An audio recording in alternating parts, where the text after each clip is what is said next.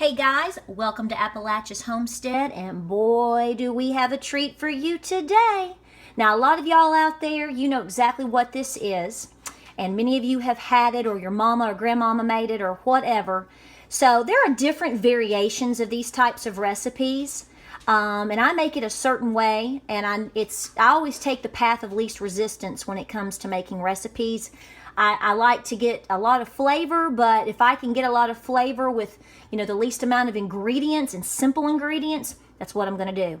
I even called my Nana today, bless her heart, and spoke all about this recipe because when I grew up and was growing up, we had 5 generations for many, many years. So as a little kid, I was hanging out with my great-great-grandmother and great-grandmother often after school, during the summer.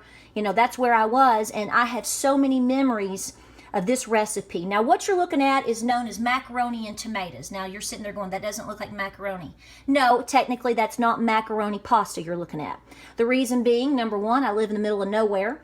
So I try to, when I have the chance to buy organic goods, I take whatever shape of pasta I can get. So I got a really nice pack of different organic variations. So this is not technically macaroni, but that is what the typical recipes call for. But hey, pasta can be pasta. So I'm using this today, okay? So we're going to go with it. Now let me tell you what I did here before I show you what all I used. All I did was take, it's 17 ounces, which is a double batch of pasta. I'm feeding 3 kids today, along with myself during homeschooling hours, so I have to make a lot of pasta. So this is 17 ounces of pasta, and I went ahead and just cooked it up like you would regular pasta. You put the water in it, I put a little bit of olive oil, let it cook up nice, and let it drain. Now, the next part is where it varies some, but this is what I do, okay? And I even compared it to what my Nana and great-great-grandmother did, and this is what we always did. So the next thing you're going to want to do is add the biggest no-brainer, which is your tomatoes. What we do is we like whole tomatoes that are just squelched up with the juice, or we like kind of like a diced tomato. Now, if you've got your own canned goods, that's going to work well. So I had some canned goods in the pantry, some organic versions. So what I did is I've added 2 cans of organic diced tomatoes. Okay, the reason I've gone with 2 is because I have a double batch of pasta. If you're just making half that portion, then obviously you're not going to need to have that much tomato. Now, some folks add V8, some folks add tomato sauce, some folks add tomato paste.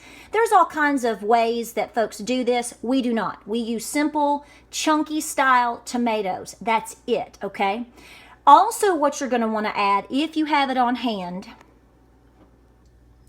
is bacon drippings. I save my bacon drippings when we make wonderful bacon, and I save it in a jar right over here, and I put in about a tablespoon, okay? You're going to want to let that cook up with your pasta and your tomatoes and whatnot. If you don't have bacon drippings, you can use a good pat of butter.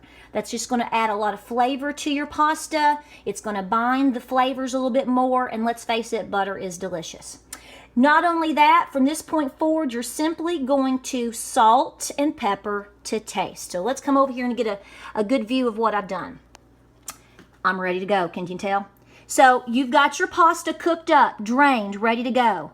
I added my bacon drippings, salt and pepper to taste.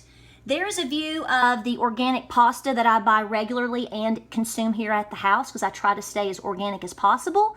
And then, of course, I use 2 cans of diced tomato. You can do your own homegrown version. You know it's going to be that much better anyway.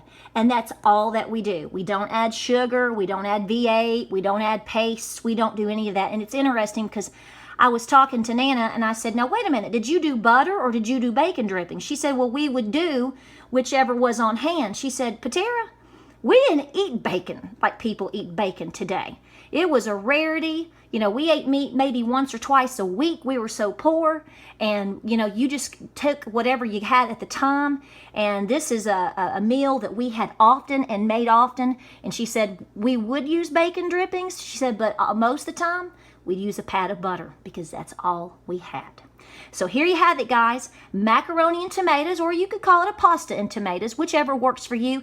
You start making this Appalachian style dish for your family at home, I'm guaranteeing you it's going to be a family favorite. And of course, you can always add a few things here or there to spice it up. It's sort of a variation away from goulash. So I hope you enjoy this. If you like what you see here at Appalachia's Homestead, be sure to like and subscribe. Check us out on Facebook and Instagram and Pinterest, and have a good old time making your macaroni and tomatoes.